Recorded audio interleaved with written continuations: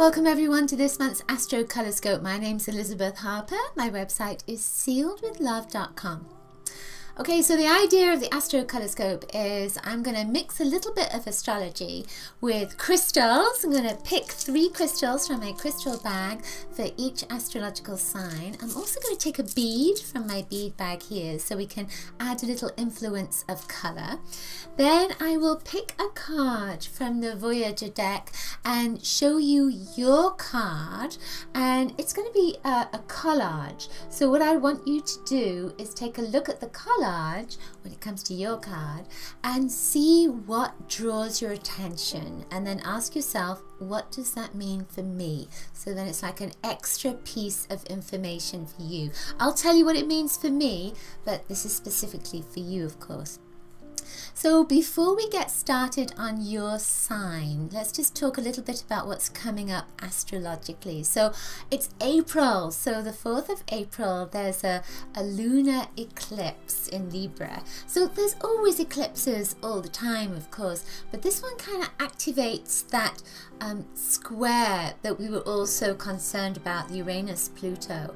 And Uranus is the planet of surprises, and Pluto is that transformation energy. So it's almost like it's going to wake something up. There's a sense of around the 4th, you know, you might be a little bit different, might take you a little bit longer, or it could be before the 4th of April, but there's a sense of something coming up that may not be pleasant. Now, it could be anything. It could be emotional. It could be that physically, you know, you start getting acne on your face, you haven't had it for a long time, that sort of thing.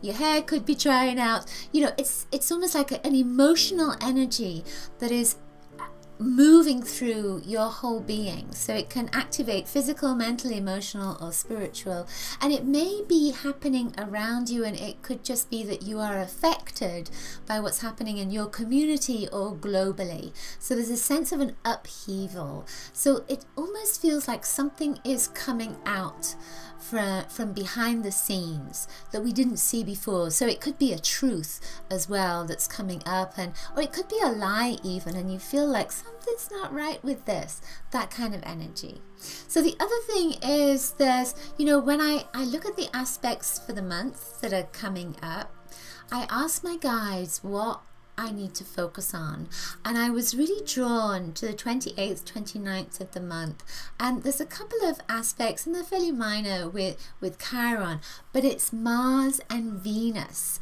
that are connecting with Chiron. Chiron's in Pisces, and Chiron is that energy of the wounded healer. So it feels almost like this month, maybe at the beginning of the month, there's a big shift, there's something that's coming out of the closet, there's something that's coming through, maybe out of your body again, emotional sort of energy that's being released. And then there's a sense of, at the end of the month, it's almost like you're balancing something at the end of the month. So if it's been a physical issue, then it could be that you find a cure for whatever it is. Emotional, it could be that there's resolution, that kind of thing. If you've been worrying about something around the 4th, then at the end of the month, there's going to be some kind of shift around that, where you either stop worrying or you find a solution. You find a path forward that you need to go on. There's also, you know, this month Jupiter is going direct, yay! So prosperity abounds. So maybe, you know, if you've had some money problems, abundance problems, then that's going to shift. But Pluto also goes retrograde around about the 16th. So it is very much a time of transformation for all of us, really going in to find out what we believe to be true for us, and then make internal changes so we can see that reflected in our external life as well. Okay, so that's just a little bit of astrology. So let's get on with your crystals. Let's get started.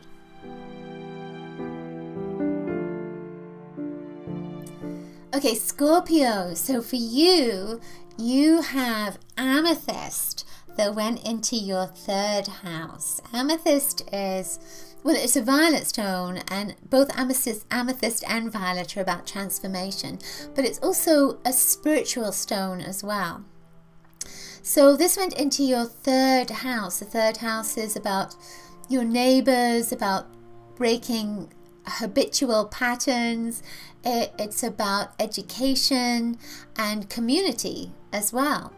So with this, I feel that you may be moving. You know, you might be, it's not going to be the same for everybody, but you may find yourself moving house, moving home, moving something around your garden, around your home, that shifts the energy, that makes it either more of a spiritual place or more of a happy place. That's the sense of it with this. There is another vibe that's coming in here, and it's coming from the opposite side. You've got the other two stones. We'll read them together. We've got the other two stones that went into your 9th house. So we have Larimar, which is lovely, and Rhodochrosite, which is also lovely as well. These both are in your 9th house, and that is opposite this 3rd house. So it's kind of interesting, really. You know, Rhodochrosite is very much about the inner child, and it's an emotional healing stone. So what tends to come up with Rhodochrosite is that forgotten memories. So you see these little bands that are in the Rhodochrosite. It's almost like moving down your subconscious to get to those memories. So it's a little bit like a tree that has those, you know, those bands of ages in the tree. Well, that's like the Rhodochrosite. Has all these memories in it, like a tree. And so with this being opposite this amethyst and the violet, we've got pink here and we've got violet there. These are colors, when they come together, about being open to receive. So I feel as if there's something changing around your childhood, and it could be a childhood home. It could be that that is what is going to be moving out of your consciousness, moving out of your life, or something about a memory that is coming up to be healed, or a memory that is coming up that you love, that you just, you know, you haven't thought about that for a long time, and it's starting to come up. But the 3rd house is also about communication. So there is a sense of, you know, you're communicating on this subconscious level, but you may also find yourself memories coming up, and you start communicating with family, with friends, but are connected to that memory. Then when we come into this Larimar, the Larimar helps you. You know, Larimar is a stone that is only found in the Dominican Republic, so it's thought of having connections to Atlantis. So it has a tendency to be connected to healing, connected to past lives, connected to that Atlantean energy. So it's about using your power wisely.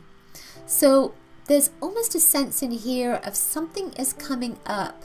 A memory is coming up. It's coming up to be transformed.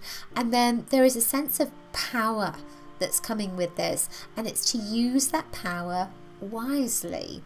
So what also comes up with this is removing self-imposed bonds. So it's removing anything that, you know, especially because it's turquoise, it can be a color of rejection, and that rejection has been holding you back.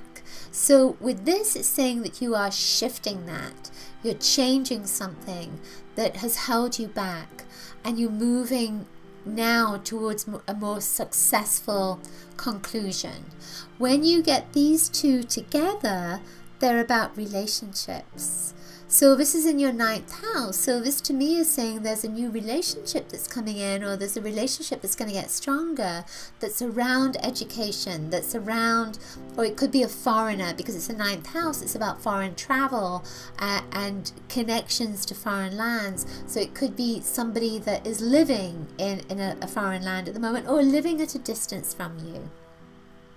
And then we come to the violet again. So there's a change in this. So it's saying that there could be a change, there could be a deeper connection with this person. It could be that you move and connect to this person, that kind of thing. Again, it's not going to be the same for everybody.